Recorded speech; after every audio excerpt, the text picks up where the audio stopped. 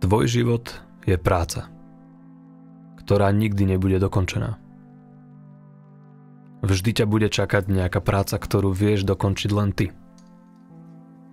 Nech už je to práca na sebe, v svojom charaktere alebo na kachličkách v kúpeľni. Tou najstabilnejšou časťou našej práce je čakanie. Už od malička sa učíme čakať na niektoré veci. A neviem, či ste si to všimli, ale tie veci, ktoré väčšinou stoja za to, na tie sa väčšinou čaká.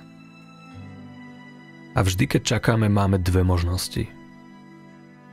Prvá možnosť je tá, že budeme nespokojní. Že sa budeme brániť tomu, ako veci sú.